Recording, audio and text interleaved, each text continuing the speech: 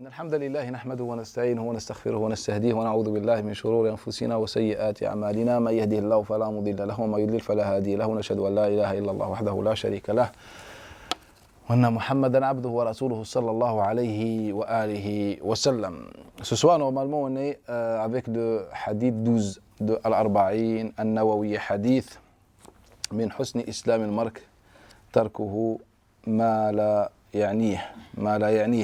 Donc l'imam An-Nawawi ici nous dit que c'est un hadith qui est rapporté par l'imam At-Tirmidhi d'après Abu Huraira. Et sa chaîne de transmission est très célèbre, Al-Zuhri d'après Abi Salama ibn Abdurrahman d'après Abu Huraira. Le sens du hadith nous dit qu'une des vertus du musulman, c'est de ne pas se mêler dans les affaires des autres, le sens du hadith. Mais le Nabi sallallahu alayhi wa sallam, tout simplement, n'a jamais prononcé cette parole. Et cette chaîne de transmission est connue, a été inventée par un certain Qurra ibn Haywa'il. Qurra ibn Haywa'il, à la fin du 10e siècle. Puis l'imam al-Awza'i a récupéré ce hadith-là, il l'a rapporté d'après Qurra ibn Haywa'il, d'après Zuhri, d'après Abi Salama, d'après Abi Huraira. Ce hadith-là, on le trouve dans le Muwatta de l'imam Malik, d'après Zuhri, d'après Ali ibn al-Hussein. En fait, c'était juste une parole de Ali ibn al-Hussein qu'avec le temps s'est transformée en hadith. C'est pour ça qu'on ne va pas perdre notre temps à commenter une parole d'un tabi'i ou d'un savant, Inch'Allah. Et c'est pour ça qu'on va passer au hadith numéro 13, c'est celui de Anas ibn Malik. Pratiquement, on va dire la même chose sur le hadith de Anas ibn Malik qui est célèbre et qui est rapporté par l'imam al-Bukhari et Muslim d'après Shu'ba ibn Di'ama, Shu'ba d'après Qatada ibn Di'ama, d'après Anas ibn Malik. La yu'minu ahadukum hatta yuhibba li akhihi ma yuhibbu li nafsihi. Que aucun ne soit véritablement un croyant que lorsqu'il aime pour son frère ce qu'il aime pour lui-même. Ce hadith-là parle d'une moralité islamique, d'une éthique islamique et coranique. Le Coran al-Karim, pratiquement dans toutes les sourates, nous enseigne cette moralité islamique, le fait d'aimer pour les autres ce qu'on aime pour nous. Mais particulièrement ce hadith-là est intéressant. Car ce hadith-là ne peut pas être prononcé par un Nabi sallallahu alayhi wa sallam. Rappelez-vous, à chaque fois on se pose de nombreuses questions. En quel contexte le hadith a été prononcé, a été rapporté, qu'est-ce que le prophète sallallahu alayhi wa sallam a dit réellement. Déjà, quand on prend ce texte-là attribué au prophète sallallahu alayhi wa sallam, on n'est pas sûr de ce que Nabi sallallahu alayhi wa sallam a dit. Dans une version, toujours d'après Shu'ba, toujours d'après Qatada, d'après Anas ibn Malik, on dit « Ahib li nafsik, li akhik ma tuhib li nafsik ». Que le prophète dit « Aime pour ton frère ce que tu aimes pour toi ». Et dans une version, il nous dit la vérité de l'iman, haqiqat al-iman, la vérité de la foi, c'est d'aimer pour les autres ce que tu aimes pour toi. Bref, le hadith a de nombreuses versions. Ce hadith-là n'est rapporté que par Qatada d'après Anas ibn Malik, c'est-à-dire dans tout le patrimoine musulman, ce hadith-là est rapporté uniquement d'après Qatada, d'après Anas ibn Malik. Et je pense que c'est un peu étrange de trouver un hadith aussi important rapporté par un seul homme, d'après un compagnon qui avait pratiquement des centaines d'élèves. Anas ibn Malik, c'est l'un des compagnons qui avait le plus d'élèves parmi les compagnons. Pour quelle raison? Car Anas ibn Malik est mort un peu dans une période tardive, c'est-à-dire on a eu le temps de rencontrer Anas ibn Malik, et c'est pour ça qu'Anas ibn Malik avait beaucoup d'élèves. Comment justifier le fait que ce hadith-là est rapporté d'après Anas ibn Malik, alors qu'on n'a que Qatada ibn Di'ama qui attribue ce hadith-là à Malik. Et ce qu'on a appris en sens du hadith dans notre enfance, c'est que Qatada était mudallis. Il fait at-tadlis. Ça veut dire quoi at-tadlis? On rentre dans les termes techniques qui souvent ne servent pas à grand chose. C'est que quand il dit d'après un tel, il n'a pas entendu forcément le hadith d'un tel. En fait, il a caché le lien, sa source ou l'intermédiaire. C'est comme s'il y avait Qatada d'après un tel, d'après Anas ibn Malik. Et l'intermédiaire est inconnu. Mais vous allez me dire que lorsque Shu'ba rapporte d'après Qatada, d'après Anas, ou bien Shu'ba lorsqu'il rapporte d'après Qatada, c'est que Qatada n'a pas pu faire at-tadlis, car Shu'ba nous disait, voilà, je vous ai mis à l'abri de tadlis de 4 personnes, dont Qatada ibn Di'ama. C'est pour ça qu'on vous prenez l'authentique. Dans le Bukhari, vous allez trouver qu'à chaque fois, il y a hadith de Shu'ba d'après Anas, vous allez trouver que le Bukhari, à la fin, il rajoute une chaîne de transmission. Il nous dit, il est rapporté également par Shu'ba d'après Qatada, d'après Anas, pour qu'il nous dise d'une façon indirecte que Qatada, dans ce cas-là, n'a pas pu faire at-tadlis. Pourquoi? Car Shu'ba rapporte d'après lui, et Shu'ba était quelqu'un d'exigeant. Je ne vais pas rentrer dans ce débat, dans cette question concernant Shu'ba d'après Qatada. On va prouver le contraire, Inch'Allah, mais dans le programme de l'hadith. On va prouver le contraire. De nombreux hadiths de Shu'ba d'après Qatada contiennent at-tadlis. Mais moi, l'objectif c'est quoi? C'est de remonter à la source de ce hadith-là. Qui a rapporté ça? Car même si on suppose que Shu'ba, bien que Qatada le rapporte bien d'après Anas ibn Malik, ce n'est pas suffisant. Un hadith aussi important, on le trouve rapporté de cette façon. Je vous demande une seule chose. Retenez avec moi que Qatada est un homme de Al-Basra. On met une règle. Qatada est un homme de Al-Basra. Il est un homme de Al-Basra qui rapporte ce hadith-là. Il y a un autre hadith qui est rapporté par les gens de Al-Basra. C'est un hadith dans lequel le Nabi sallallahu alayhi wa sallam il dit إِذَا بُوِيعَ لِخَلِيفَتَيْنِ فَاقْتُلُوا أَحَدَهُمَا. Lorsqu'on prête serment d'allégeance à deux gouverneurs, tuez le dernier. Imaginez qu'on est dans les élections. Et il y en a qui ont choisi un gouverneur dans une région. Et d'autres ont choisi un autre gouverneur. Dans la logique, cela veut dire quoi? C'est qu'on a une liberté en fait. Moi je choisis un tel et toi tu choisis un autre en fait. On n'est pas en train de choisir l'islam ou une autre religion.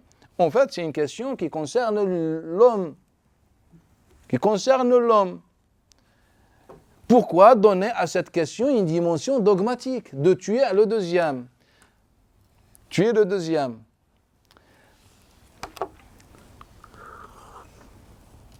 Ce qui est étrange, c'est que ce hadith-là se trouve dans l'authentique.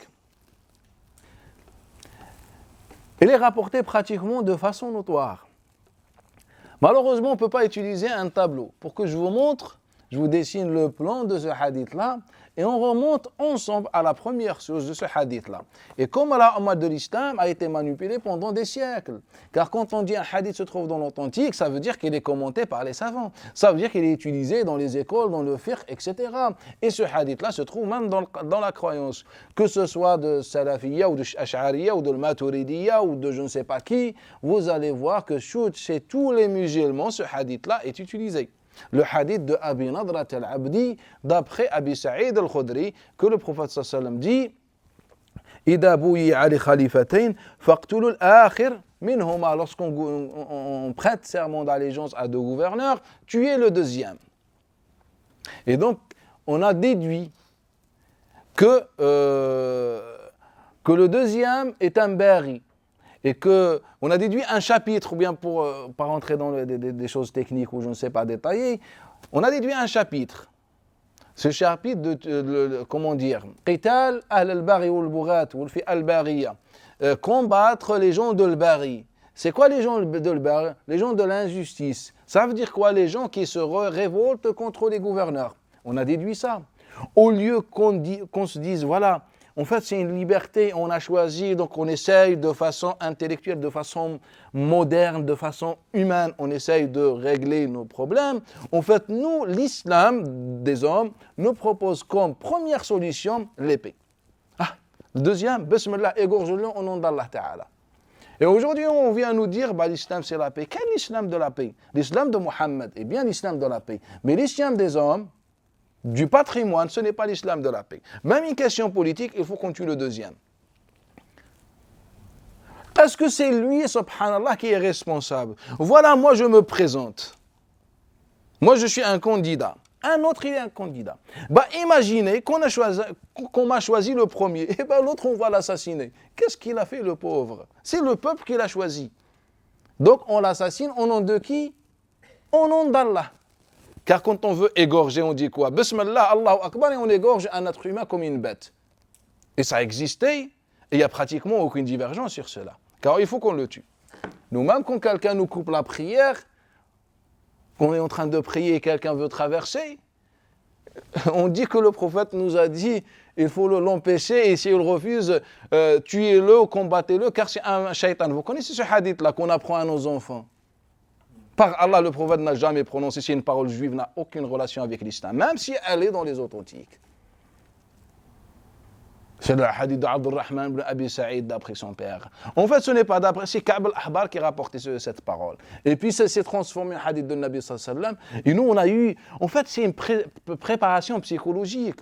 Qu'est-ce qu'on attend d'une umma qui ne connaît que ce genre de hadith? Une umma de violence, une umma d'agressivité, une umma bizarre.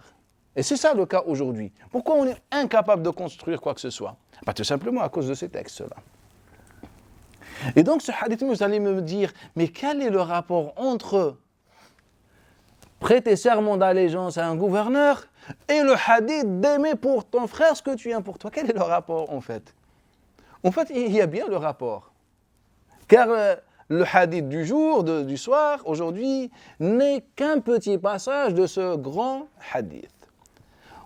On va aller ensemble voir l'authentique de l'imam Muslim, qui nous rapporte un hadith d'après l'A'maj, d'après Zayd ibn Wahb, d'après Abdurrahman ibn Abd Rabbi al-Ka'ba, d'après Abdullah ibn Amr ibn al-As. Après, je vais vous expliquer l'histoire du hadith de Anas.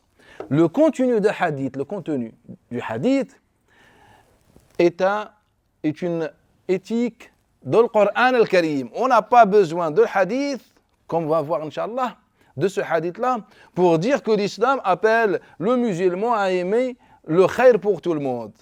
On n'a que ça. Toute la vie de Nabi sallallahu alayhi wa sallam en témoigne. Le Coran al-Karim en témoigne. Mais là, il faut qu'on suive les choses dans l'ordre. Car à chaque fois, j'essaye de vous avertir que la question, ce n'est pas de dire le hadith est bon ou pas, la question qui a fait ce hadith, qui a mis au monde le hadith, pour voir si on est ou pas manipulé. Car aujourd'hui, on n'adore plus Allah en sérénité. Toutes ces divergences, que ce soit dogmatiques ou juridiques, par Allah Ta'ala, la plus grande partie est basée sur des mirages, des hadiths inexistants. Mais ils sont bien dans les livres. Ce hadith-là de Muslim, d'après Zayd, d'après Abdurrahman ibn Abd Rabbi al-Ka'ba, d'après Abdullah ibn Amr ibn al-As, il nous dit, un jour nous étions avec le Nabi sallallahu alayhi wa sallam, mais écoutez attentivement avec moi. Nous étions avec le Nabi sallallahu alayhi wa sallam dans un voyage, et chacun était occupé de faire ce qu'il avait à faire. Lorsqu'on entend salat, as-salatu jami'ah, as-salatu jami'ah, salat jami'ah, c'est-à-dire que Nabi a demandé à quelqu'un d'appeler les gens, de réunir les gens qui étaient présents ce jour-là, les compagnons. Venez, venez, il y a un discours de Nabi sallallahu alayhi wa sallam. Je vous pose une question. Lorsqu'on entend salat jami'a, il s'agit d'un discours important, pertinent, ou bien juste un petit conseil en privé? Je pense que c'est clair. C'est qu'on est en voyage, on est occupé. Et le récit insiste sur les différentes occupations. Il y en a qui donnaient à manger à leur bête, d'autres se reposaient, bref. Lorsqu'on entend quelqu'un appeler à salat jami'a, donc on s'est précipité.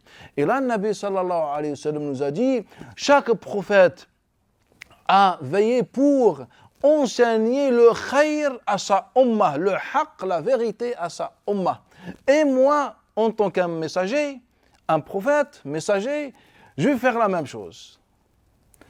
C'est important ou pas? Là, il va nous donner le nectar de l'islam, de la religion. Et donc, Nabi sallallahu alayhi wa sallam, dans le récit, va nous parler d'une fitna. Il y a des fitnes. Et chaque fitna, à chaque fitna, le croyant dit « Hadihi, hadihi ». La voilà, c'est-à-dire la dernière fitna. Hadihi, hadihi. Donc le Nabi sallallahu alayhi wa sallam est en train d'avertir, de prévenir la Ummah de ces fitnes. Et là maintenant, lorsque le Nabi sallallahu alayhi wa sallam met le doigt sur le problème, il faut qu'il nous donne la solution. Et écoutez la solution de Nabi sallam selon ce récit. Il nous dit, celui qui vivra cette fitna et qui voudra il voudra sortir de l'enfer vers le paradis, la yamutanna illa wa huwa yu'min billahi wal yawmil akhir, qu'il ne meure, ou bien qu'il meure croyant. Allah parle, Nabi sallallahu alayhi wa sallam parle de qui? Des croyants. Il nous dit qu'il meurt croyant. Le premier conseil, qu'il meurt croyant. Wa an yuhibba. Deuxième chose, an yuhibba an yu'ta ma yuhib an ya'ti ilayh. Il nous dit an yuhibba an ya'ti ma yuhib an yu'ta ilayh. Qu'il aime donner, bien qu'il, astaghfirullah, an ya'tiya anna ila nas ma yuhib an yu'ta ilayh, qu'il donne ce qu'il aime qu'on lui donne. Tu veux donner le khayr, tu aimes le khayr, et donne le khayr.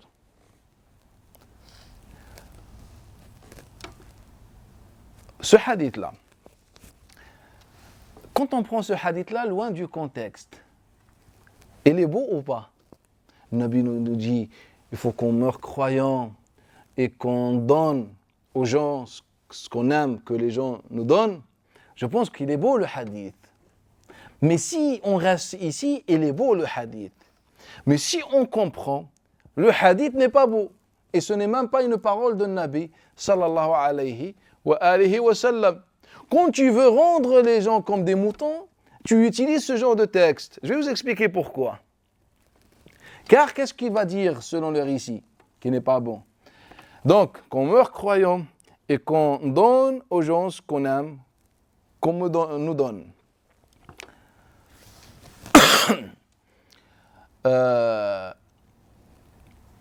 وإذا أعطى أحدكم صفقة يده.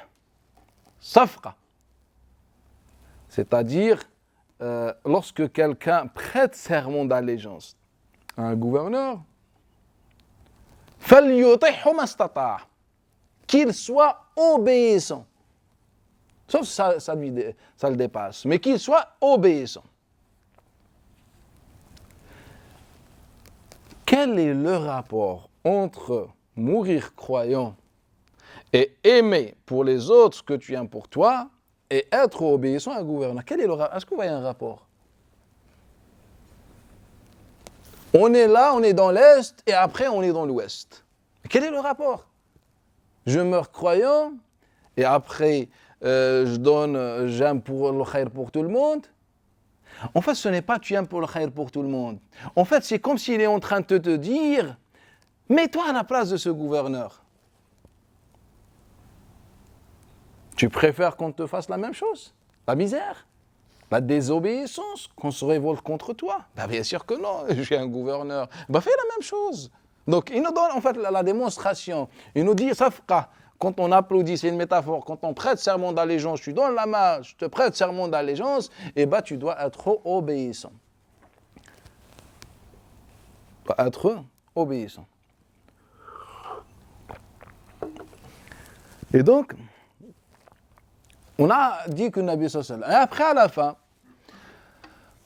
Abdurrahman ibn Abd Rabbi al-Ka'ba, qui disait au début, j'ai vu Abdullah ibn Amr ibn al-As assis contre la Kaaba. Sachant que Abdullah ibn Amr, il est d'où? Il vivait où? À la région de Sham. Et Abdurrahman ibn Abd Rabbi al-Ka'ba, il est d'où? Il est de Koufa. On est d'accord? Vous allez voir avec moi que c'est un fantôme. Mais bref, maintenant on dit il est de Koufa. Et donc lorsqu'il nous dit j'ai vu Abdullah ibn Amr devant la Kaaba, ça veut dire quoi? Qu'ils étaient en train de faire le pèlerinage ou l'Umrah, on est d'accord? Et donc il nous dit Abdurrahman ibn Abd Rabbi al-Ka'ba, il y avait Abdullah ibn Amr contre la Kaaba et les gens autour de lui. Donc je me suis rapproché de lui, Et je l'ai entendu dire, voilà, nous étions en voyage avec le Nabi sallallahu alayhi wa sallam, il nous a donné ce hadith-là. On est d'accord? Et après, Abdurrahman dit, j'ai dit à Abdullah ibn Ammar, as-tu entendu cela de Nabi sallallahu alayhi wa sallam? قال نعم. نعم, je l'ai bien entendu de Nabi sallallahu alayhi wa sallam. وعدت رأته, je l'ai vu avec mes yeux, c'est-à-dire le Nabi dire ça. وسمعته أذناي, et mes oreilles ont entendu le Nabi sallallahu alayhi wa sallam dire ça. ووعاه قلبي, et قلبي a compris le message. Vous pouvez aller consulter un psychologue ou un expert et il va vous expliquer en quel moment l'homme insiste sur des faits. C'est lorsqu'il ment, lorsqu'il y a quelque chose d'anormal. Faites des recherches sur ça et vous revenez me voir. Au principe, nous sommes des gens normaux, on parle de façon normale. Mais quand il y a un mensonge, quand il y a quelque chose qui est anormal, on est amené à jurer par Allah, à préciser, rentrer. Là, il dit, on était avec le Nabi sallallahu alayhi wa sallam, et je lui dis, tu as entendu le Nabi sallallahu alayhi wa sallam dire ça? Abdullah, je lui dis, nous étions avec le Nabi. Et Abdurrahman, soi-disant, lui dit, est-ce que tu étais avec le Nabi? Est-ce que tu as entendu ça de Nabi sallallahu alayhi wa sallam? Et Abdullah ibn Amr ibn As va préciser qu'il a vu le prophète dire ça, et qu'il a entendu, et qu'il a compris son message. Ça veut dire quoi? Ça veut dire je cherche à convaincre les gens. Je cherche à convaincre les gens. Est-ce que vous voyez ce que je veux dire? Le problème, nous les musulmans, quand je dis nous les musulmans, c'est-à-dire les chouyours, les prédicateurs, les imams, tout ça, c'est que nous, on prend juste, comment dire, on prend les textes, en fait, nous, on est gentils, on est masha'Allah, nous juste, tu nous racontes tout ce que tu veux, on te croit. Ce que je dis à chaque fois, en fait, le cerveau musulman n'est pas perturbable, c'est-à-dire tu peux nous dire qu'une personne peut être dans deux endroits différents en même temps, je peux te dire oui, car nous les musulmans, on a un grand cœur, on accepte tout, on n'est pas négatif, on est gentil. Tu peux être sur terre et sur la lune en même temps. Qu'est-ce problème? Nous on a un grand cœur, on accepte. En fait, Abdurrahman ibn Abd Rabbi al-Kaaba nous rapporte quoi? Que Abdullah était dans un discours. Où ça? Au pèlerinage. Moi, j'aimerais bien savoir. Parmi tous les élèves de Abdullah ibn Amr, personne n'était capable de rapporter ce hadith qui est important ou pas? Ce hadith, il est important ou pas? Donc, comment justifier que seul Abdurrahman ibn Abd Rabb al-Kaaba qui rapporte ce hadith aussi important et pertinent d'après Abdullah ibn Amr ibn As? Non, on ne veut pas comprendre. Non, on ne veut pas comprendre. En fait, il s'agit des faits historiques.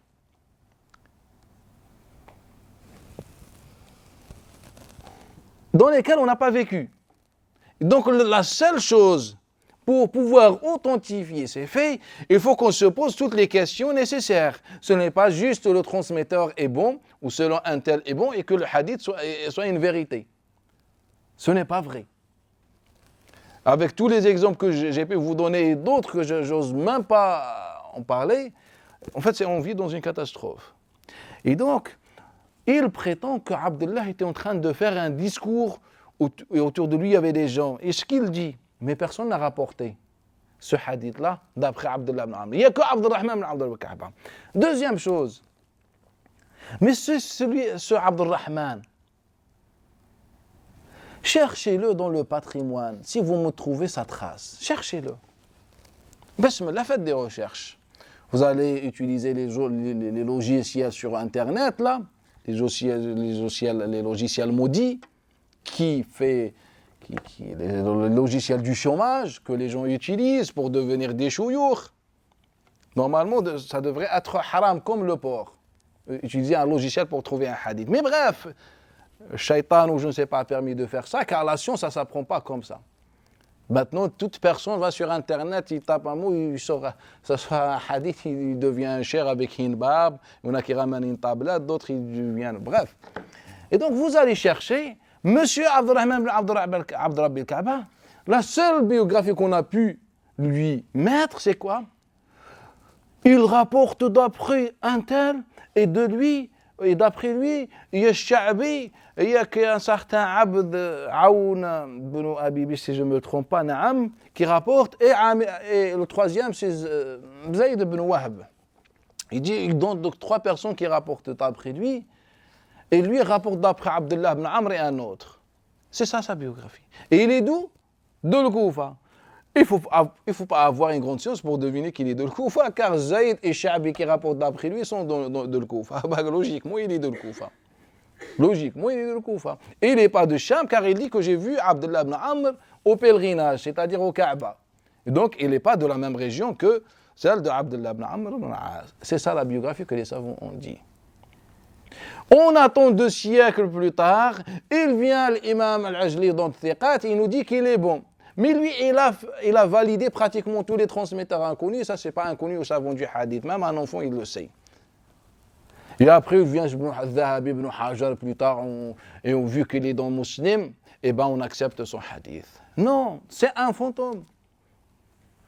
C'est une vulgaire personne qui a rapporté cette invention, ce mensonge. Et puis il vient Zayd ou Amir al-Sha'bi qui rapporte, et lui donne. En fait, qu'est-ce qui s'est passé? En fait, vous pensez que que la chaîne de transmission est quelque chose qui est tellement lointain. En fait, c'est comme vous. Imaginez là, on est assis, quelqu'un rentre, salam alaikum, il nous dit, voilà moi, j'étais au Kaaba, au pèlerinage, et j'ai vu Abdullah qui m'a rapporté ce hadith-là. On lui dit, barakallahu fik. Et il nous dit, moi je m'appelle Abdurrahman ibn Abdurrabbi al-Kaaba. Mais nous, on ne l'a jamais vu, on n'a jamais entendu parler de lui, on ne sait même pas s'il est musulman ou pas. Sachant qu'on était dans la période la plus sombre de l'histoire de l'islam, il n'y avait pas une période plus sombre que cette période. Premier siècle, la fin du 1er siècle et le 2e siècle, c'est les 2 périodes les plus sombres de l'histoire de l'islam. C'est là où il y avait les plus de fitna. Conflits, mensonges, problèmes, c'est ça. Lisez n'importe quelle histoire, n'importe quel livre, et vous allez voir ça. Et je pense que ce n'est pas un secret. Donc, dans ces conditions, il vient un homme, il nous donne un hadith, c'est comme s'il parle de nous. Que si tu veux le khayr, tous les messagers, ce n'est même pas que le Nabi sallam, tous les messagers ont appelé leur peuple à ce khayr-là. C'est-à-dire, on veut insister que c'est ça din, il n'y a pas un autre din. Vous voulez quoi? Connaître Allah? Non, ce n'est pas ça. La priorité, c'est quoi? Tu meurs croyant. Le hadith dit Billah wa Rasul. Allah est le jugement dernier. C'est-à-dire, tu as la foi comme dans le hadith de Jibril. Allah, les anges, les prophètes, etc. La deuxième chose, tu aimes pour les autres ce que tu aimes pour toi. Troisième chose, et à ce gouverneur à qui tu as prêté serment d'allégeance, sois obéissant. Comme tu aimes pour les autres, bien quand tu aimes des choses pour toi, fais la même chose pour les autres. Et bien c'est ça tout simplement, c'est ça le din. C'est ça le din est réduit, selon un contexte historique. Et donc il vient nous rapporter soi-disant ce conseil prophétique de l'ensemble des prophètes, par qui? Quelqu'un qu'on ne connaît même pas. Et donc à la fin il leur a dit, il se peut qu'elle a dit, moi je m'appelle Abdurrahman Abdurrabbi al-Kaaba. Et puis par curiosité on l'a rapporté. Et puis il vient musulman, il apprécie le hadith, il a fait un savant qu'on doit respecter, il a fait son ijtihad et il l'a mis dans son livre. Mais il n'a jamais prétendu qu'il était prophète. Musulman se considère comme un musulman savant qui fait un ijtihad. Il ne nous a jamais dit qu'il était prophète. C'est-à-dire, prenez toutes mes paroles. Non, il n'a jamais dit. C'est que les savants de plus tard qui ont sacralisé Muslim, le Bukhari, etc. Et c'est pour ça qu'aujourd'hui, il y a des divulgateurs personnes qui critiquent le Bukhari, Muslim, etc. avec ignorance. Pourquoi? Car on leur a donné l'occasion. Au lieu qu'on travaille et qu'on est dans la continuité de ce travail, dans ce patrimoine, on s'est dit quoi? On s'est dit, pourquoi on travaille, Muslim et tout ça? Ils ont authentifié les hadiths, et il est venu Ibn Khuzaym, Ibn Hibban, bref, les autres, et ils ont rajouté quelques d'autres hadiths authentiques. La science, ça s'arrête là. Si on discute, c'est sur certains hadiths sur lesquels on diverge depuis des siècles. En fait, depuis des siècles, on diverge sur certains hadiths. Il y en a qui disent faibles, d'autres hassan, d'autres authentiques. Jusqu'au jugement dernier, on va diverger. Et aussi sur certains transmetteurs. Et c'est ça notre vie. C'est ça les sciences islamiques. Quand tu veux te spécialiser, soit tu veux devenir faqih, tu vas diverger toujours sur les mêmes sujets. Jusqu'au jugement dernier, les musulmans vont diverger sur ça. Par exemple, jusqu'au jugement dernier. Quand tu es dans le hadith, tu as une liste de transmetteurs sur qui on a divergé. Cette liste sera préservée jusqu'au jugement dernier. Les musulmans vont perdre leur temps que sur ça. Et les autres domaines, c'est la même chose. En fait, la Ummah de l'islam, aujourd'hui, est stérile. Elle ne peut rien fournir, si ce n'est les problèmes et le cassage de tête. On n'est plus en sérénité. Et donc, il vient, cet inconnu, ce fantôme, Abdurrahman ibn Abdullah ibn Ka'ba, il prétend avoir entendu cette parole d'Abdullah ibn Amr ibn As, et il nous rapporte ce hadith. Et à la fin, il dit quoi? Il dit, en fait, il voulait se mettre à notre place. Il dit, Ya Abdullah, mais ton cousin, Muawiyah ibn Abi Sufyan, il juge de l'batil. Wa ya'muruna an na'kul amwalana bil batil. Il nous ordonne de manger l'argent haram. Alors que Allah Ta'ala dit, wa la ta'kulu amwalakum baynakum bil batil. Il dit alors que Allah Ta'ala interdit de manger l'argent haram et les biens haram. Ce que Abdurrahman soi-disant dit Abdullah ibn Amr. En fait, il faisait un rôle. Abdullah n'a jamais rapporté ce hadith-là. Car déjà, on n'est même pas d'accord. Car les autres, Bishr ibn Abi Aoun le rapportent d'après Abdurrahman, d'après Abdullah ibn Mas'ud. En fait, on ne sait pas. Quand on veut inventer un message, des fois, un mensonge, on est un peu perturbé. Et parfois, on a dit que c'était une conversation avec Abdullah ibn Amr, et une deuxième fois, on a dit que c'est une conversation avec Abdullah ibn Mas'ud. On n'est pas sûr. On choisit car ils ne sont que des mots, que des noms. Un nom. Si il avait dit Abdurrahman qu'il a rencontré le Khadir, par Allah Ta'ala, on s'est retrouvé aujourd'hui avec l'histoire de Abdurrahman d'après le Khadir, ou d'après Moussa alayhi salam ou Isa alayhi salam. Mais ça existe en tous les cas, l'histoire de Khadir qu'on a rencontré. Ça existe avec les hadiths et authentifié par les savants. Aucun problème. Je vous ai dit que le cœur des chouyours musulmans est grand. On accepte. Al-Khadir a plus des milliards d'années. Aucun problème. Allah fait ce qu'il veut. Aucun problème. Ça pose problème à personne. Donc on ne sait pas avec qui il a parlé, Abdullah ibn Mas'ud, Abdullah ibn Amr, bref, il a parlé avec quelqu'un. Il doit être un compagnon pour que la source soit, fiable. Et donc il dit, tu dis tout cela, mais ton cousin Muawiyah ibn Abi Sufyan, il appelle les gens à manger le haram, l'illicite. Donc il voulait, en fait, car ce hadith-là tout seul n'est pas aussi pertinent quand il s'agit de questions haram. Donc c'est comme s'il voulait répondre à toutes les situations possibles. Et là, Muawiyah ibn Abdullah ibn Amr al-As, il dit, et toi, attends. Tant qu'il te demande d'obéir à Allah, attends, sois obéissant. Et quand il te demande de faire un péché, ne le fais pas. Et pourquoi tu veux partager le pouvoir? Pourquoi tu veux te révolter? Pourquoi tu veux déranger le régime? Là, si tu vois le haram, tu ne le fais pas toi, subhanallah. Et donc ce hadith-là se trouve dans la croyance. J'ai oublié le passage dont je parlais.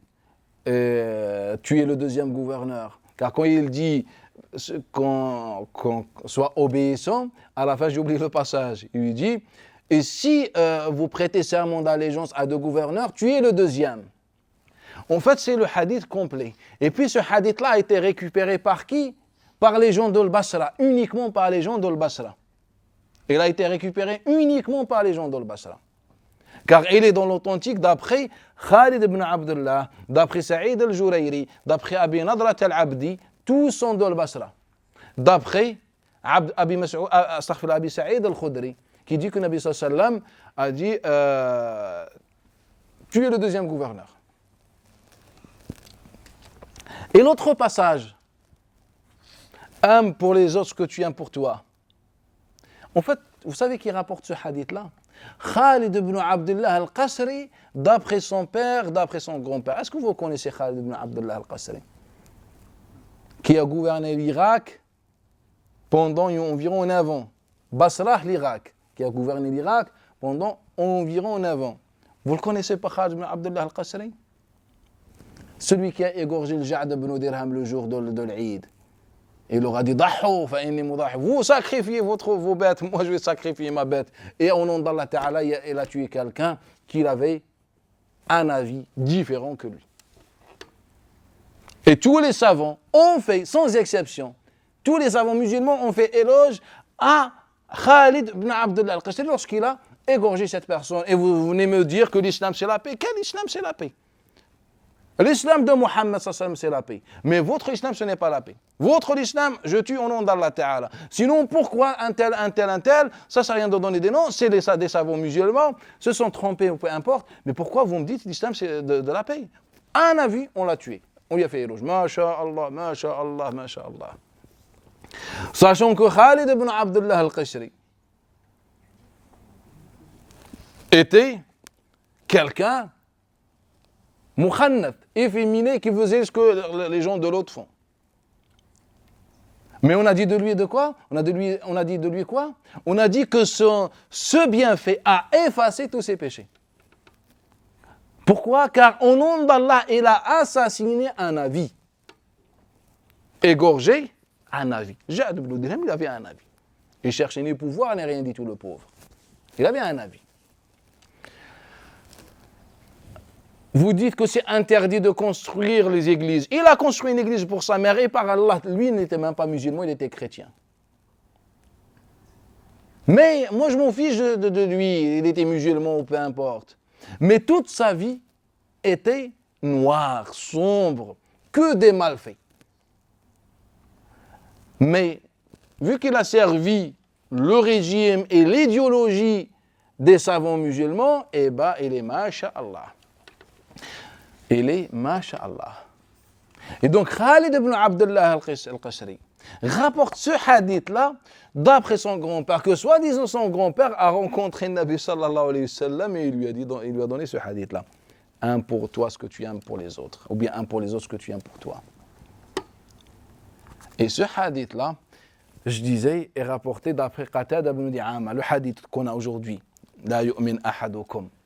Jusqu'à ce qu'il aime pour son frère. Voilà. Ce hadith-là est rapporté uniquement par Qatada d'Al-Basra. Et ce hadith-là est apparu dans 2 endroits, ou bien dans 2 périodes différentes. La première période, c'est la période de Bani Umayya. Et la deuxième, c'est la période de qui? C'est de Bani al-Abbas. Et il est apparu au même moment que l'arrivée de Bani Abbas. Début du 2e siècle, quand les Bani Abbas commençaient à venir, ils sont venus au pouvoir, tout ça, et bien les Bani Abbas ont repropagé ce hadith-là, car ce hadith arrange tout le monde. Tue le 2e gouverneur, ça veut dire quoi? Quand quelqu'un se révolte, bah tue-le. Car le hadith est rapporté différemment au 2e siècle, ce qui est intéressant. Ce qui est intéressant, car il faut qu'on maîtrise les détails. Ce hadith est rapporté de façon légèrement différente au 2e siècle. Au 1er siècle, il nous dit, lorsqu'on prête serment d'allégeance à 2 gouverneurs, tu es le 2e. Mais un siècle plus tard, le même hadith va être rapporté comment? Lorsque vous êtes unis autour d'un gouverneur et un 2e réclame, tuez-le. Pourquoi?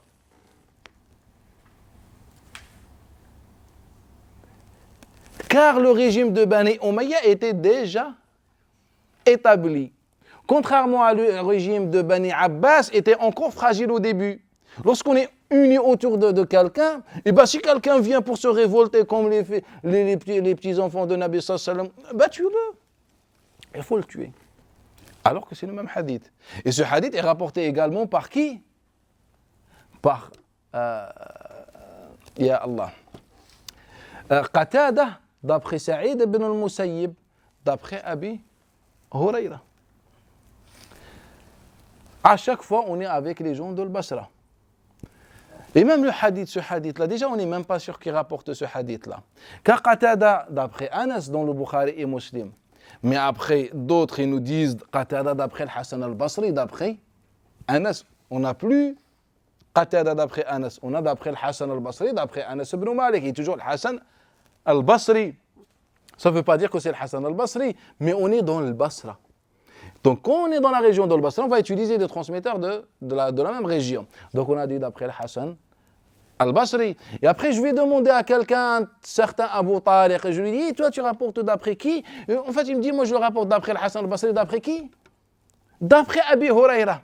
Quand on ment, toujours comme il nous a dit Abdurrahman, il nous a dit parfois d'après Abdullah ibn Amr, et parfois il nous a dit d'après Abdullah ibn Mas'ud. Et ça, c'est le même cas. Une fois, Qatada d'après Anas. Deuxième fois, Qatada d'après le Hassan d'après Anas. Troisième fois, le Hassan d'après Abi Hurayra. Et nous, on vient, on dit, Masha'Allah, Nabi sallallahu alayhi wa sallam a dit. Nabi n'a rien dit. Nabi sallallahu alayhi wa sallam a appliqué, a mis en pratique cette moralité qui est déjà dans le Coran al-Karim. Mais Nabi n'a jamais dit cette parole. Même si la parole est déjà existe dans le Coran et les hadiths de Nabi sallallahu alayhi wa sallam, mais cette parole en particulier n'est pas une parole prophétique, a été inventée à toute pièce. Et cette parole rejoint le grand hadith attribué mensongèrement à Abdullah ibn Amr ibn As qui dit voilà le gouverneur ou je ne sais pas, ne sont que des mensonges. Et nous, on vient tout ça. Après, est-ce que je vous dis quelque chose? Quelque chose qu'on ne remarque pas. Des fois, on utilise des concepts, des mots postérieurs pour décrire ou bien dans les hadiths de Nabi sallallahu alayhi wa sallam. Lorsque le Nabi dit le khalifa, prêter serment d'allégeance à khalifa, est-ce que le mot khalifa fait partie du vocabulaire dans l'époque de Nabi sallallahu alayhi wa sallam? Non. Le khalifa qui veut dire le gouverneur, le sens connu, en fait ne fait pas partie du vocabulaire de Nabi sallallahu alayhi wa sallam. Trouvez-moi un hadith qui dit Nabi sallallahu alayhi wa sallam le khalifa. Ce mot a été utilisé plus tard, après la mort de Nabi sallallahu alayhi wa sallam. Sauf si vous me dites le hadith al-Khulafa al-Rashidun, les gouverneurs Rashidun suivaient le Khulafa al-Rashidun. Je ne vais pas rigoler maintenant, je n'ai pas trop envie de rigoler. C'est le hadith mensonger de Bani Umayya. On a fait la même chose de l'Irbad ibn Sariya. On l'a vu plusieurs fois ce hadith-là et comment il a été inventé. Et donc le mot khalifa ne fait pas partie du dictionnaire que possédaient les musulmans dans l'époque de Nabi sallallahu alayhi wa sallam. Il n'y a pas. Donc on utilise un mot qui est apparu beaucoup plus tard pour dire voilà le khalifa, etc. Ça nous montre qu'en fait on est entre les mains des fantômes. Ils font de nous ce qu'ils veulent. Et nous, comme Allah Ta'ala dit, notre niveau, le niveau le plus supérieur qu'on a pu avoir, c'est quoi? Ah ben le transmetteur est bon. Pourquoi? Car 2 transmetteurs fiables rapportent de lui. Et donc son hadith est bon. C'est ça le calcul qu'on a fait concernant ce hadith-là. Et bien donc tout simplement, Nabi sallallahu alayhi wa sallam n'a jamais prononcé cette parole. N'a jamais prononcé cette parole. Mais si vous me posez une question sur le contenu de cette parole, en fait c'est une question intéressante. Et nous on a trop limité cette parole. Aimer pour les autres ce qu'on aime pour nous. En fait, selon moi, cette éthique, en fait, représente l'essence et l'âme de la prophétie de tous les prophètes. C'est-à-dire que les prophètes, s'ils ont été choisis, eux et pas d'autres, c'est par rapport au fait qu'ils avaient cette éthique, qu'ils aimaient le khayr pour les autres. Je pense que c'est l'une des grandes qualités pour lesquelles, à cause de lesquelles Allah Ta'ala a choisi ces hommes, Muhammad sallam, Isa alayhi salam, Moussa alayhi salam, etc. C'est l'une des grandes qualités que possède un prophète. Et c'est pour ça, vous n'avez pas remarqué que lorsque Allah Ta'ala parle des prophètes, il dit frères de leur peuple. Wa ila Madian akhahum Shu'aib. Et à Madian, nous avons envoyé leur frère Shu'aib alayhi salam.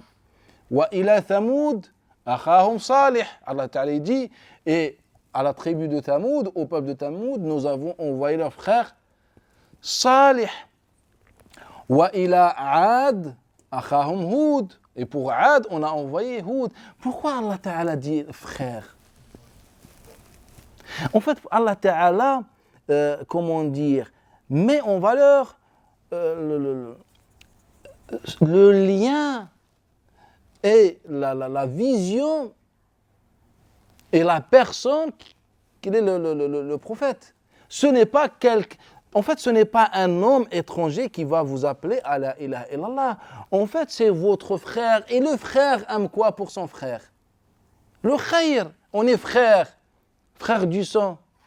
Eh bien, j'aime le khayr pour mon frère. C'est comme si Allah Ta'ala voulait, en fait, tout d'abord établir ce lien d'amour et d'affection entre les deux.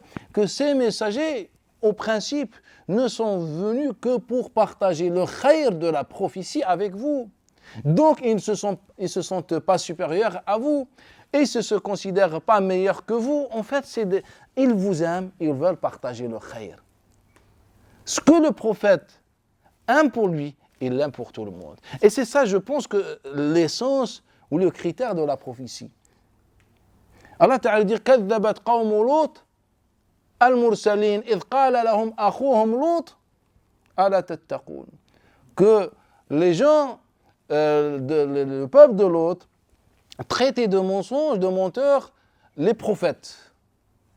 Lorsque leur frère Lot, qui ne fait même pas partie de ce peuple-là, ni de cette tribu, c'est-à-dire ils n'ont pas un lien de parenté, lorsque Lot alayhi salam les a appelés à la crainte d'Allah Ta'ala, à taqwa, ils ont traité les prophètes de menteurs. Mais Allah Ta'ala il dit Akhouhum, leur frère Lot alayhi salam, ce lien, en fait ce lien on l'a perdu. Aujourd'hui les musulmans se sentent supérieurs aux autres ou pas? On se sent meilleurs ou pas? Nous on est au paradis ou pas? Les autres sont dans l'enfer ou pas? Nous on est guidés ou pas? Les autres sont égarés ou pas? Nous on est croyants, les autres sont mécréants. Nous on est bénis, les autres sont maudits. Allah a créé pour nous le paradis, alors qu'il a créé pour les autres l'enfer. Et le jugement dernier, on va sacrifier les juifs ou pas? Quand l'ange veut nous mettre dans l'enfer, on nous dit « Ah, ya malak, voilà, j'ai un sacrifice juif et je donne. » Le hadith dans l'authentique. C'est vrai ou pas? Est-ce que la dunya a la valeur de l'aile d'une mouche ou je ne sais pas? Non.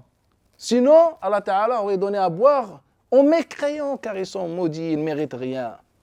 Ils ne méritent que la mort. C'est ça notre vision ou pas? C'est ça notre croyance ou pas? C'est ça ce qu'on appelle le wala ou al-bara ou pas? Aimer pour Allah et détester pour Allah, c'est ça ce qu'on considère comme ça ou pas? C'est la vérité. Après, il vient me dire l'islam, c'est là. Quel islam? L'islam des hommes, c'est l'islam de l'hypocrisie. Que tu sais que ton patrimoine est infecté par de ça, et tu dis, nous, c'est l'amour, etc. Lorsque les compagnons sont sortis, ils se sont dit, ils se sont sentis qu'ils sont meilleurs que les compagnons. Allah Ta'ala fait descendre que les juifs et les chrétiens. Allah Ta'ala fait descendre le Coran al-Karim. Ceci ne dépend ni de vos désirs, ni des désirs des gens du livre. Non. En fait, Allah Ta'ala voulait préserver la Ummah de l'Islam de ce piège-là, dans lequel les juifs et les chrétiens ou les communautés d'avant sont tombés. En islam, il n'y a pas « je suis meilleur que toi ». En islam, il y a je travaille, je fais des bonnes œuvres, et Inch'Allah, Allah soit satisfait et Allah Ta'ala m'accepte. Allah Ta'ala, est-ce qu'Allah Ta'ala a dit à son messager je t'ai envoyé un wakil, c'est-à-dire responsable des actes des autres. Est-ce que Allah Ta'ala a dit à son messager que moi je t'ai envoyé pour juger les autres? Donnez-moi. Au contraire, Allah Ta'ala a nié que le Nabi sallallahu alayhi wa sallam ni wakil ni rien. Le Nabi sallallahu alayhi wa sallam, inna arsalnaka shahidan wa mubashiran wa nadiran. C'est ça. Ya ayyuhan nabi, inna arsalnaka shahid, mubashir wa nadir. وَدَاعِيًا إِلَى اللَّهِ بِإِذْنِهِ وَسِرَاجًا مُنِيرًا. Annonciateur, avertisseur, shahid, c'est-à-dire présent parmi nous, et da'iyan avec une lumière. C'est ça le rôle de Nabi sallallahu alayhi wa sallam. Et c'est ça ce que devrait être le rôle d'un musulman. Mais nous, les musulmans, prenez par exemple les livres du fiqh. Mais quand on dit les musulmans, ce ne sont pas les musulmans ne sont que des victimes. Même les savants ne sont que des victimes aujourd'hui. Car on a trouvé qu'à chaque fois, ils nous disent, voilà, les autres sont kafirs, l'autre c'est un apostat, voilà comment devenir apostat, voilà, on a répertorié les actes d'apostasie, voilà. On est depuis notre enfance, on n'apprend que ça. Quand vous apprenez la prière, c'est quoi le premier chapitre? Avant que tu apprennes la prière, on t'enseigne quoi? Quel est le statut de celui qui ne prie pas? C'est vrai ou pas? Ça veut dire, depuis le premier jour, tu es endoctriné, tu es formaté dans ce sens-là. C'est bon. La première, c'est un grand péché ou une apostat, c'est une divergence. Mais sur quoi on n'a pas divergé, c'est qu'on lui donne 3 jours. Au 3e jour, s'il ne prie pas, on le tue. Trouvez-moi une divergence. Bismillah. Sur le fait de tuer, assassiner celui qui ne prie pas. Cherchez-moi une divergence. Je vous attends. Il n'y a pas de divergence. Il faut qu'on le tue. Et d'autres, ils disent, on attend la première prière obligatoire. C'est-à-dire, si on est l'heure de Dhuhr, on attend le coucher de soleil. Car il y a le temps de Dhuhr et l'Asr est unique selon cet avis. Et donc, ce n'est pas au coucher de soleil on le tue. Non. Si il ne prie pas, il ne fait pas les ablutions, c'est-à-dire si il dépasse le temps durant lequel il peut faire les ablutions et le premier takbir, on le tue. C'est-à-dire, on suppose que les ablutions prennent par exemple 2 minutes, par exemple. Et le temps qu'il arrive à faire Allahu Akbar, 3 minutes. Donc, quand il dépasse la première minute, c'est-à-dire il lui reste 2 minutes du coucher de soleil, on peut le tuer, car il n'a pas le temps de faire les ablutions et takbir. Là, on le tue. Une vulgaire personne. Allah crée et nous fait quoi? On tue. Pourquoi Allah Ta'ala a créé?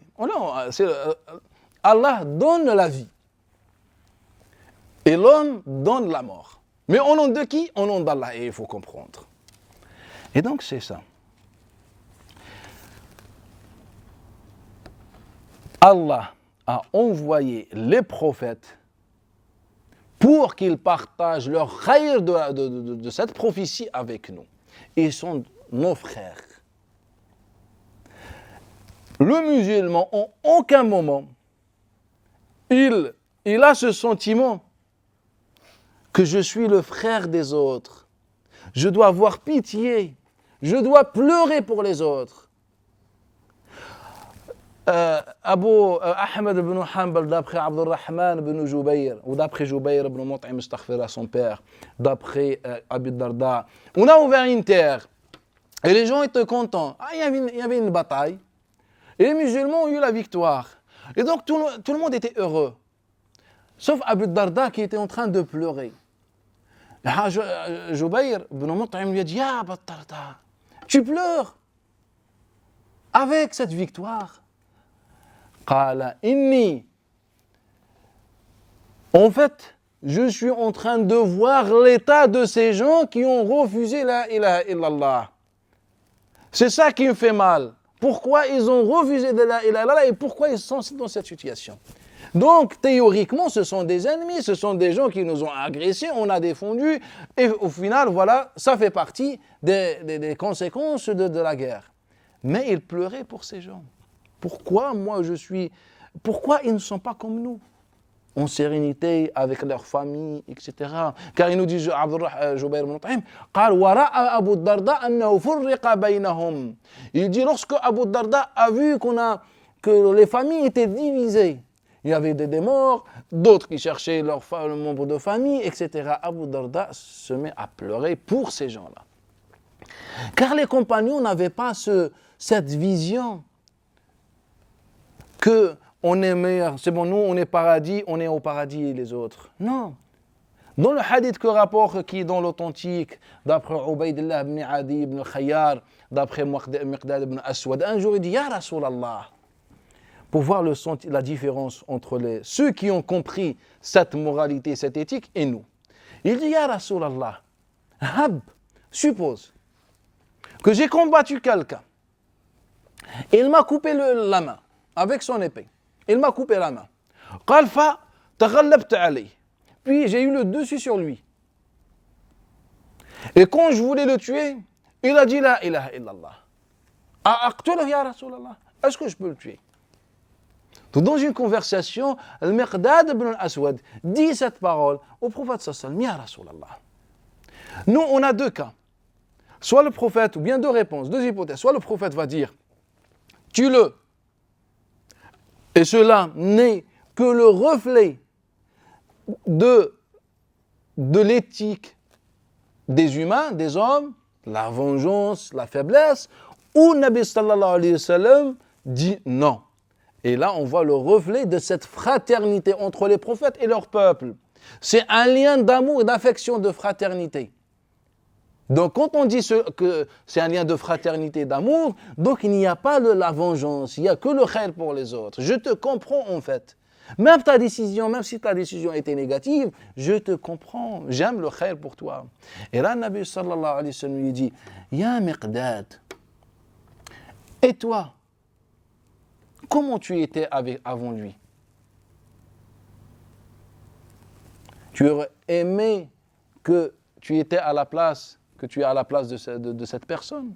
Il dit, Ya Miqdad, et toi, comment tu étais? C'est quoi cet enseignement de Nabi sallallahu alayhi wa sallam? Un Nabi nous dit tout simplement, comme toi tu étais dans la même situation que tu juges aujourd'hui, un pour les autres la même chose. Pourquoi tu le tues et tu le prives de la ilaha illallah? Il ne faut pas le tuer. Pourquoi tu le prives de la ilaha illallah? Et non, dans nos livres sans divergence, on peut tuer les prisonniers. Et là, Nabi sallallahu alayhi wa sallam enseigne al-Miqdad. Non, laisse-le. Laisse-le. C'est ça l'éthique des prophètes. Allah Ta'ala, lorsqu'il a envoyé Nabi sallallahu alayhi wa sallam, comment il a décrit? Dans le Coran al-Karim. Dans Surat al-Kahf, par exemple. Dans Surat al-Shu'ara, un mot.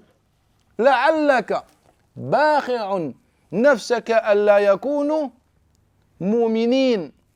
Dans le cas, فلعلك باخع نفسك ألا يؤمنوا بهذا الحديث. Allah Ta'ala dit à son messager لعلك باخع. باخع, le verbe باخع. Et le bakha'a, c'est un sentiment très fort de déception et de chagrin. En langue arabe, il n'y a pas un mot qui indique ce ressenti plus fort que celui-ci. Pour quelle raison? Car les Arabes lui ont choisi des lettres très fortes. Bakha'a. Kha'a, ce sont des lettres qui sortent pratiquement du même endroit. Donc ça met de la difficulté dans la prononciation. Et quand on est dans un état de chagrin, on a du mal à parler. Et c'est pour ça qu'en langue arabe, on trouve que dans ce genre d'état, on trouve des mots difficiles à prononcer. Bakha'a. Bakha'a. Et donc, c'est comme si Allah Ta'ala dit, Ya Rasulallah, Ya Muhammad, tu veux te donner l'amour du chagrin, Ya Muhammad, pour eux, le fait qu'ils ne sont pas croyants. Qu'est-ce que Allah Ta'ala a dit sur le Nabi sallallahu alayhi wa sallam dans Surat Fatir? Car lorsque Allah Ta'ala a décrit les messagers, il a bien dit, ce sont les frères de leur peuple, que la relation entre un prophète, donc un fidèle, un croyant, et un peuple doit être cette relation de fraternité. Ce n'est pas une relation de supériorité. Car aujourd'hui, nous, masha'Allah, nous les musulmans, masha'Allah, il n'y a aucun problème. Il n'y a aucun problème. Nous les musulmans, si tu nous donnes du pouvoir par Allah Ta'ala, on va te faire vivre l'enfer sur terre. Car quand tu marches, toi, le non-musulman, on doit t'écraser. À chaque fois, on te croise sur la rue. On t'écrase. Et on a le hadith qui est dans l'authentique. Suhaïl, d'après son père, d'après Abi Huraïra. Quand tu croises un non-musulman, il faut l'écraser. Il faut que son épaule frotte contre le mur. Car le non-musulman doit être humilié. Nous, les musulmans, si tu nous donnes comme ça de pouvoir, on va te massacrer. Sur ça, il n'y a pas de divergence. Trouvez-moi une divergence, je vous attends. Qu'Allah me prolonge la vie juste pour entendre peut-être une divergence qui pourra me soulager. Ah ben enfin, on n'était pas tous comme ça. Bon. Trouvez-moi. Donc, Allah Ta'ala parle de la fraternité. Et le sentiment de la fraternité qu'on doit avoir dans notre relation avec les autres, et nous, c'est la supériorité. Nous, on est orgueilleux. Nous, on se considère au-dessus et meilleur que les autres. C'est ça la réalité. Alors que le Nabi sallallahu alayhi wa sallam, lorsque Allah Ta'ala parle de lui, il ne dit pas leur frère Muhammad sallallahu alayhi wa sallam. Non, Allah rentre dans les détails. C'est que le Nabi sallallahu alayhi wa sallam, il est frère comme les autres prophètes. Il est frère avec les peuples. Mais Allah Ta'ala parle des détails. Ya Muhammad, tu veux mourir, te donner la mort à cause de ce chagrin pour eux. C'était l'état de Nabi sallallahu alayhi wa sallam. Qui vous a parlé de ce chagrin que le Nabi sallallahu alayhi wa sallam avait pour les autres? Ou bien on entend quoi de Nabi? Sunna, c'est la barbe. Et de la barbe. Sunna, c'est quoi mettre un bâton ici? On dirait, tu veux faire, je ne sais pas, les arts martiaux, je ne sais pas. La prochaine fois, mets une épée ou quelque chose. Sunna, c'est quoi? C'est couper des ongles. Sunna, c'est manger avec 3 doigts. Sunna, c'est couvrir la tête, c'est porter un qamis. Vous trouvez tout ça dans le Coran al-Karim? Donnez-moi un verset. Une sourate. La 115e sourate. Donnez-moi la 115e sourate qui nous parle Ya ayyuhalladhina amanu faites sunnah, 2 points, la barbe, siwak. Allah Ta'ala ne sait pas parler. Si cela a été de din, Allah Ta'ala l'aurait dit, prescrit dans le Coran. Je pense que le Coran al-Karim nous a parlé de toutes les éthiques de Nabi sallallahu alayhi wa sallam et les moralités de Nabi sallallahu alayhi wa sallam qu'on doit suivre. Et donc, on n'entend jamais parler de cette relation, en fait. Le musulman doit avoir cet amour, cette pitié, cette affection avec les autres, ce chagrin. Pourquoi? Car le musulman pense qu'il a le khayr dans le Coran al-Karim. Qu'est-ce que Allah Ta'ala a dit? Ittabi'u ahsan ma unzila ilaykum. Suivez le meilleur de ce que Allah Ta'ala a fait descendre. Allah a envoyé des messagers avec des messages. Mais le meilleur qu'Allah Ta'ala a fait descendre et celui qui résume le message des messagers, c'est celui de Nabi sallallahu alayhi wa sallam. Donc si on a cette vision, pourquoi pas avoir cette qualité de ces prophètes? Comme moi je veux partager ce khayr-là avec vous. J'ai ni la haine, ni autre chose. Je vous aime et je veux ça. Muttalib ibn Ziyad a été voir Abdurrahman ibn Abi Layla et il lui a dit, comme il rapporte l'imam Abu Shaykh, il lui a dit, Ya Abdurrahman, al-Yahudi wa al-Nasrani, akhi, est-ce que le juif et le chrétien, et les juifs et les chrétiens sont mes frères? Qala na'am. Il lui a dit, alam taqra, tu n'as pas récité, wa ila ad akhahum Hud. وإلى عاد أخاهم هود وإلى صالح وإلى ثمود أخاهم صالح وإلى Madian Akham Shu'aib. Il lui a cité ces versets. C'est ça l'exemple. Et donc, qu'est-ce qu'Allah Ta'ala dit dans Surat Fatir? Wallah, ici, on n'a que ce verset-là, on serait tranquille. Prenez Surat Fatir, je pense que c'est le verset 8. Et vous allez voir. Allah Ta'ala dit Yudidullah man yasha. Allah égare qui il veut. Wa yahdi man yasha. Et il guide qui il veut. Et qu'est-ce qu'il dit après? Qu'est-ce que Allah Ta'ala va dire à Nabi sallallahu alayhi wa sallam? Là, Allah Ta'ala dit, voilà, j'égare qui je veux. Je guide qui je veux. Quand j'ai guide, par l'intermédiaire. Allah t'a donné une raison, dans un contexte, il faut que tu réfléchisses. Et après Allah Ta'ala il dit, veux-tu, ya Muhammad, tadhhabu nafsuk hasaratin alayhim? Et je préfère dire, tudhibu. Les récitateurs essaient de deux façons. La majorité dit tadhhabu, certains disent tudhibu, peu importe. Allah Ta'ala dit, veux-tu, ya Muhammad, te donner la mort à cause de l'hasarat pour eux? C'est quoi le hasra? Le hasra, c'est ce sentiment qui suit le regret. C'est un sentiment qui suit le regret, on n'est pas bien. Mais pourquoi? J'aurais dû faire plus d'efforts, ou bien parler autrement, ou voilà. Allah Ta'ala dit, ya Muhammad, tu veux mourir de l'hasarat pour eux? Allah guide qui il veut et égare qui il veut. C'était ça le sentiment de Nabi sallallahu alayhi wa sallam. Et c'est ça ce que veut dire le contenu de hadith de Anas ibn Malik. Un pour les autres, ce que tu aimes pour toi. Et la première chose, c'est la ilaha illallah. Et nous, on a réduit cette moralité dans les pratiques, dans les exemples. Bah, tu aimes quelque chose ou je ne sais pas. Mais la première qualité dont Allah Ta'ala parle dans le Coran al-Karim concernant les musulmans et les prophètes, c'est ce chagrin, c'est cette volonté de partager al-khayr, c'est ce chagrin pour les autres, c'est ce souci pour les autres. C'est ça le premier commandement de l'islam. Et après les autres choses, vient plus tard. On peut résumer ça dans ce que l'imam Abdullah ibn al-Mubarak nous rapporte, d'après Abdurrahman ibn Sabit, d'après Abi Jahm al-Qurashi. Et je pense que vous connaissez ce récit, le récit célèbre, lorsque Abu Jahm dit dans la bataille de Yarmouk, c'est une bataille, je pense, vers la 15e année après la mort de Nabi, sallam, dans l'époque de Omar ibn Khattab, qui se trouve dans la Jordanie. C'est un fleuve qui s'appelle le fleuve de Yarmouk, il est célèbre.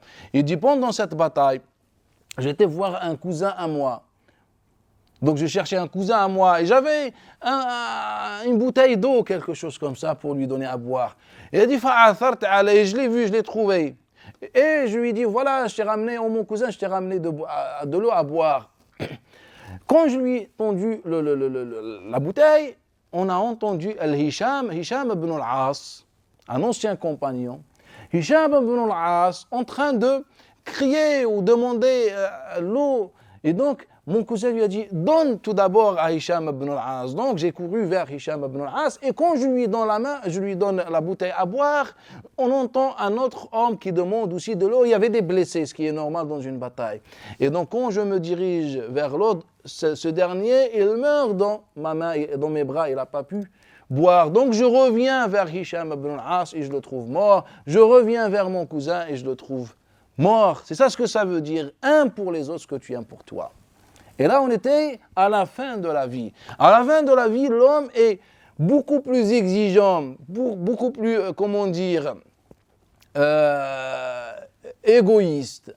Mais avec l'islam, l'islam élimine et efface ces mauvaises qualités. Ce récit-là résume le sens de cette moralité de le Coran al-Karim et cette éthique de Nabi sallallahu alayhi wa sallam dans nos relations avec les autres. Si vous voulez aussi le hadith de l'imam Abu Ubaid al-Qasim ibn Sallam dans son livre Fada'il Le Coran, d'après Kahmas ibn al-Hassan, d'après Abdullah ibn Buraïda, lorsqu'un homme a insulté Abdullah ibn Abbas.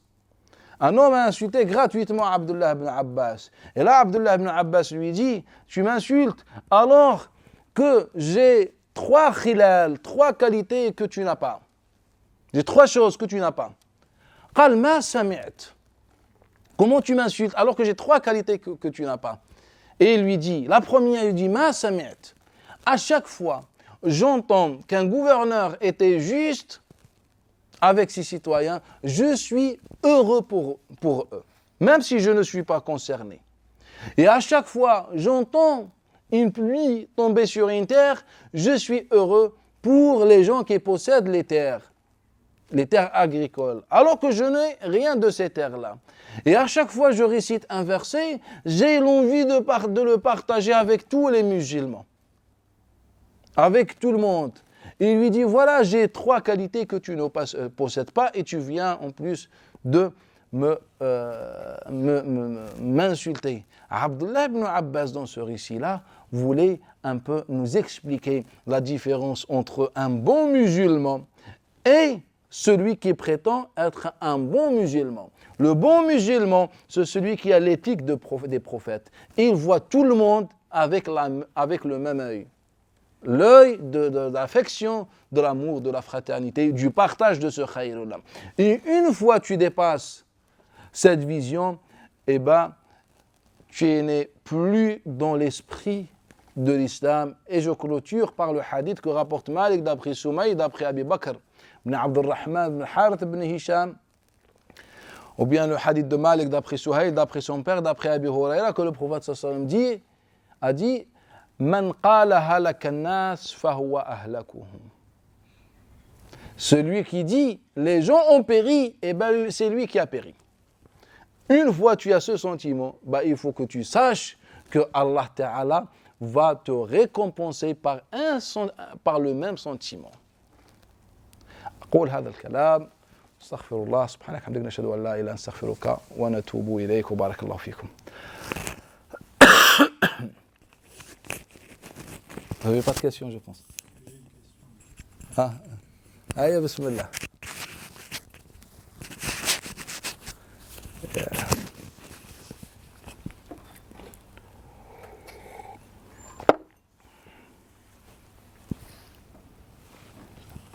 En fait, je voudrais que vous nous expliquiez les versets, par exemple, où Allah subhanahu wa ta'ala nous dit « Ya ayyuhalladhina amanu » لا تتخذوا الكافرين أولياء من دون المؤمنين ou d'autres versets où Allah subhanahu wa ta'ala, un autre verset où Allah subhanahu wa ta'ala dit لا تجد قوما يؤمنون بالله واليوم الآخر يودون من حد الله ورسوله. Et savoir également aussi le verset avec Al-Yahoud wa Nasara, et également le récit de Abu Musa al-Ash'ari rapporté par l'imam Ahmed avec Omar ibn al-Khattab. Vous voyez de quel récit je vous parle? Il avait beaucoup de hadiths avec Omar.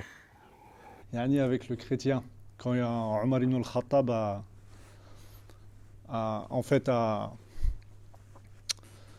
dit à une personne, pourquoi prends-tu un chrétien comme travailleur alors que tu pourrais prendre un musulman?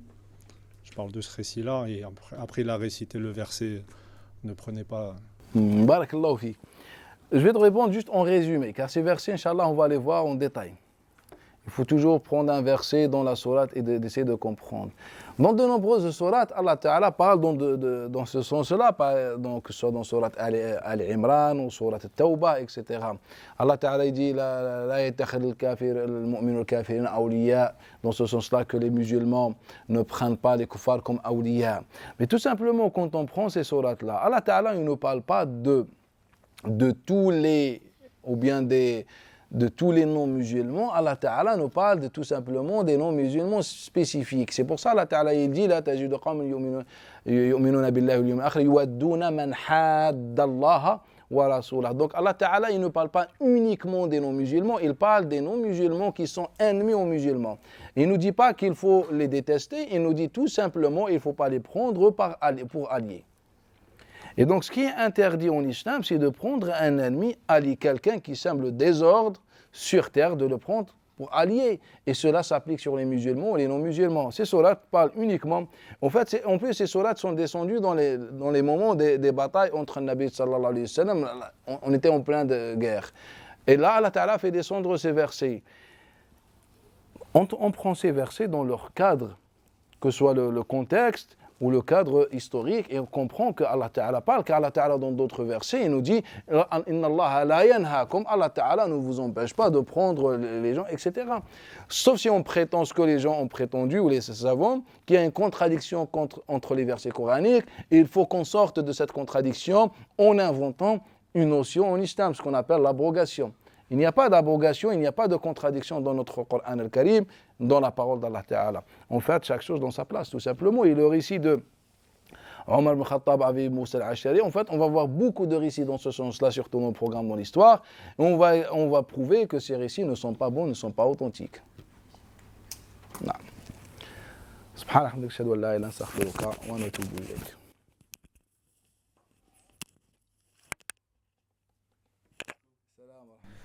Cheikh, j'ai une question. Tout à l'heure, vous avez dit que les musulmans ne devaient pas se sentir supérieurs aux autres. Et je voulais savoir, il y a un verset, je crois que c'est dans Surat Ali Imran, où Allah il dit Kuntum khayran ummatin ukhrijat lin-nas. Je voulais savoir comment on peut l'interpréter, parce que certains disent que ça concerne que les Sahaba et d'autres que c'est les musulmans en vrai. Enfin, tous les musulmans, donc j'aimerais bien savoir. Ça concerne ni les Sahaba ni les musulmans. Ça concerne ce que Allah Ta'ala dit. Kuntum khayra ummatin ukhrijat lin-nas. Vous faites quoi? Vous dormez? Pourquoi? Ta'murun bil ma'ruf wa tanhauna 'anil munkar. Et vous faites quoi d'autre? Wa tu'minun. Allah Ta'ala, qu'est-ce qu'il a fait? Il a devancé l'amr bil ma'ruf avant la foi ou pas? Pourquoi? Pour nous dire que tout simplement, la priorité, tout simplement, c'est d'être bon, tout simplement. Ta'murun bil ma'ruf. Vous appelez les gens à tout ce qui est acceptable, convenable, et wa tanhauna 'anil munkar, et vous interdisez, vous luttez contre tout ce qui est détestable. Allah Ta'ala ne dit pas vous appelez aux adorations, ni vous interdisez les péchés. Il n'y a pas de péché dans le verset, ni des adorations. Tout ce qui est khayr pour les humains, les hommes, car Allah s'adresse à l'humanité, le prophète a été envoyé à l'humanité, donc tout ce que les hommes considèrent comme khayr, faire ou bien faire l'ijtihad ou bien des efforts pour le propager sur terre, et ben ça te fait tu es considéré auprès d'Allah Ta'ala comme une meilleure communauté. Donc al-ma'ruf, c'est pas d'un point de vue religieux, ça peut être et là, juste une précision. Et kuntum, le verbe kuntum, ça ne veut pas dire vous étiez, car c'est illogique déjà. Vous étiez une meilleure communauté, mais qui? On était meilleur qui? Kuntum en langue arabe veut dire sertum. Vous êtes devenu une meilleure communauté. Kana, c'est le synonyme de Sara. Vous êtes devenu une meilleure communauté. Pourquoi? Il vient l'état. Pourquoi? Car on propage le khayr, on lutte contre le mal. Allah ne parle ni des musulmans, ni des compagnons, ni rien du tout. Allah parle à tout le monde. Tout le monde, vous êtes devenus. C'est-à-dire que si vous faites cela, vous allez devenir la meilleure des communautés. C'est ça le sens, c'est la concurrence. Et c'est Allah Ta'ala, c'est seul Allah Ta'ala qui dira le jugement dernier, qui jugera sur quoi on divergeait, on se divisait. Yahkumullah baynahum fi ma kanu fihi yakhtalifun. C'est le jugement dernier que Allah Ta'ala va nous juger. Allah Ta'ala ne dit pas que vous êtes meilleur, il nous dit si vous faites ça, vous serez meilleur. Mais il ne parle pas des individus. Ah bah toi Omar, ou toi Zaïd, ou toi Ali, ou je ne sais pas. Il parle de tous ceux qui acceptent de partager et propager le khayr. Et le verbe kana ici, ça veut dire sara, devenir. Barakallahu fikum.